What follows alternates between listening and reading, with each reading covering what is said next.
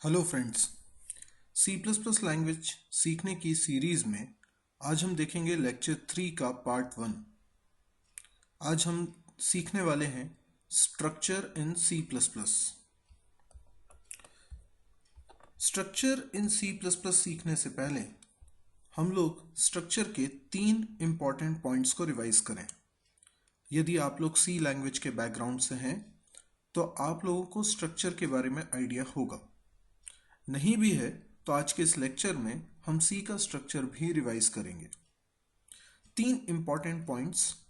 Structure is a collection of similar elements. Structure is a way to group variables. Structure is use to create data type. ये बहुत ही important points हैं, इनको जरूर याद रखिएगा।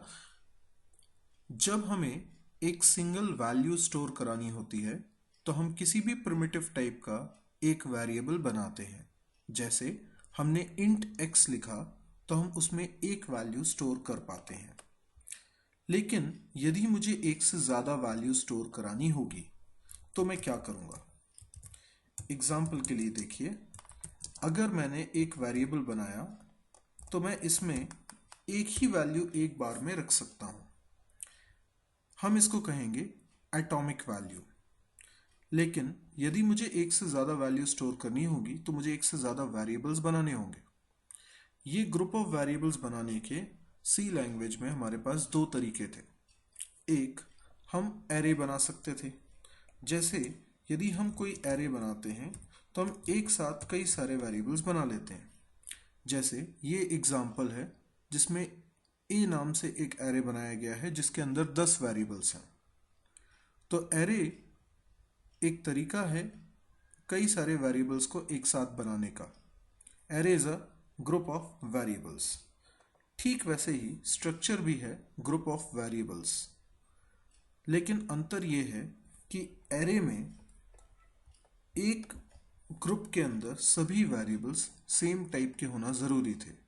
यानी जिस तरह से हमने ये एरे बनाया है A10, इसका मतलब 10 वेरिएबल्स बने और सभी इंट टाइप के हैं।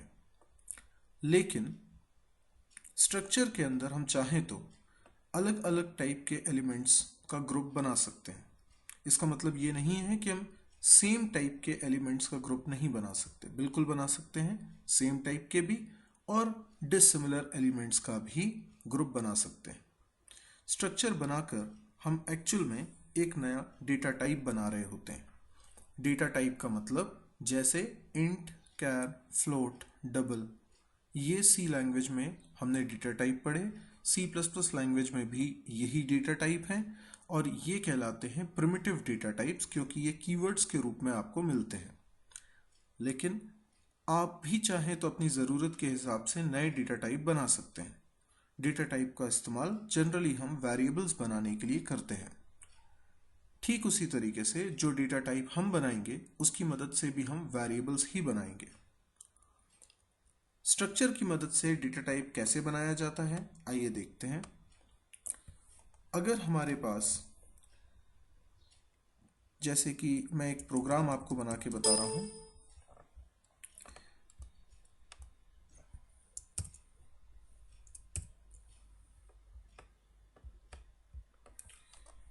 यहां पर मैं बना रहा हूं एक स्ट्रक्चर, फॉर एग्जांपल बुक।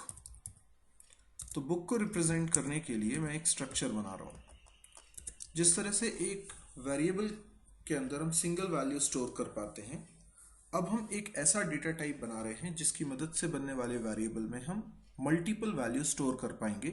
यानी instead of storing an atomic value we are going to store a record, that is collection of values.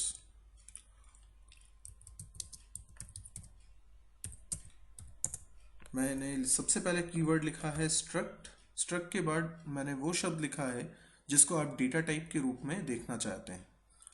यहाँ पर मैं बुक नाम का एक स्ट्रक्चर बना रहा हूँ, तो बुक एक डेटा टाइप होगा। इसकी बॉडी के अंदर मैंने एक वेरिएबल बनाया है बुक आईडी, एक और बना रहा हूँ टाइटल जो कि एक एरे है। इसके अलावा बना रहा हूँ एक फ्लोट टाइप का वेरिएबल प्राइस।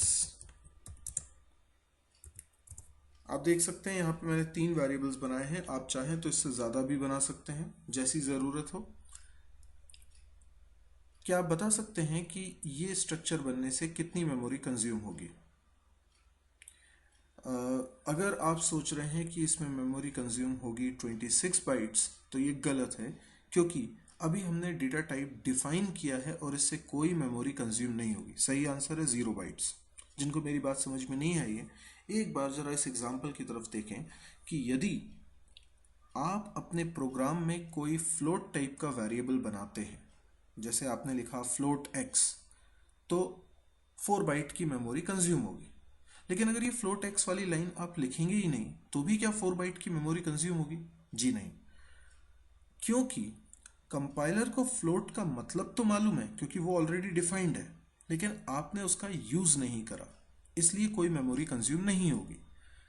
ठीक इसी तरीके से वहां फ्लोट का मतलब ऑलरेडी डिफाइंड था, लेकिन यहाँ बुक का मतलब डिफाइंड नहीं था, तो हमने अभी डिफाइन किया है।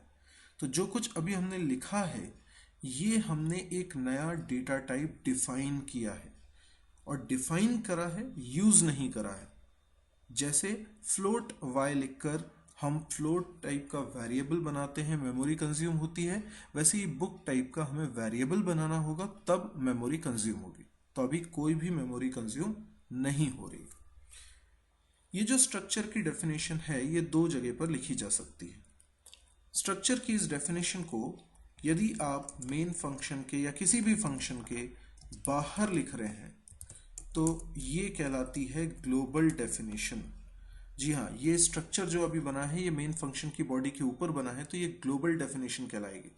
ग्लोबल डेफिनेशन का मतलब ये होता है कि इस स्ट्रक्चर को पूरे प्रोग्राम में कोई भी फंक्शन यूज कर सकता है।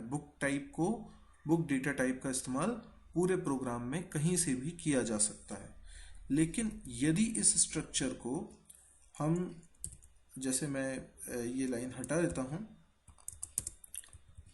और सोचिए कि मेन फंक्शन की बॉडी के अंदर हमने इस स्ट्रक्चर को डिफाइन किया।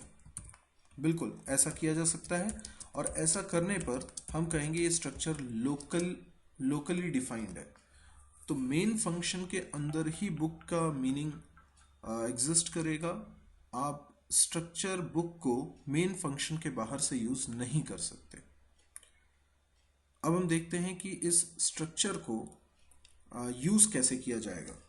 जैसे हम मान लेते हैं मेन फंक्शन के बाहर इस स्ट्रक्चर को बनाया गया है, तो हमने लिखा void main। अगर मेन फंक्शन के अंदर हमें इस स्ट्रक्चर का यूज करना है, तो जैसे हम डेटा टाइप लिखते हैं int, वेरिएबल बनाते हैं x, बिल्कुल वैसे ही हम int की जगह हमने लिख दिया book, और वेरिएबल का नाम कुछ भी रख सकते हैं, जैसे मैंने b1 रख दिया। लेकिन शर्त यह है सी लैंग्वेज में कि जब भी आप स्ट्रक्चर की मदद से बने डेटा टाइप का इस्तेमाल करेंगे, उसके पहले आपको स्ट्रक्ट कीवर्ड लिखना ही पड़ेगा। ये एक कंपल्शन है सी लैंग्वेज में।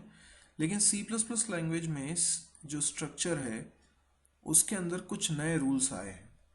हालांकि आप इस नए रूल का इस्तेमाल ना भी करें और सी स्टाइल में स्ट्रक्चर को यूज करें सी प्लस प्लस में, तो वो कंप्लीटली वैलिड होगा। पर यहाँ पे 3 डिफरेंसेस में से पहला डिफरेंस सी और सी प्लस प्लस के स्ट्रक्चर के बीच में, सी प्लस प्लस के स्ट्रक्चर में जब भी आप इस डेटा टाइप का इस्तेमाल करेंगे, स्ट्रक्ट कीवर्ड उसके पहले लिखना ऑप्शनल है। फिर से बोलता हूं, स्ट्रक्चर की मदद से बने डेटा टाइप का जब भी आप इस्तेमाल करेंगे, उसके पहले स्ट्रक्ट कीवर्ड लिखना ऑप्शनल, यानी लिख भी सकते हैं और नहीं लिखेंगे तो भी चलेगा। लिख सकते हैं क्योंकि सी लैंग्वेज में ऐसा करते थे तो सही था, अभी नहीं लिखेंगे तो भी सही है, तो मैंने यहां से स्ट्रक्ट कीवर्ड हटा दिया। तो इस तरीके से हमने यहां पर वेरिएबल बना लिया। ये हमारा पार्ट 1 था। हम पार्ट 2 में डेफिनेटली इसके आगे देखने वाले हैं। तो यदि आपको ये चैनल अच्छा लगा हो, ये वीडियो अच्छा लगा हो, तो इसे लाइक करें, सब्सक्राइब करें और अपने दोस्तों के साथ शेयर करें। कोई भी आपको क्वेरी हो, आप मेरे नंबर पे मुझे कॉल कर सकते हैं। Thank you.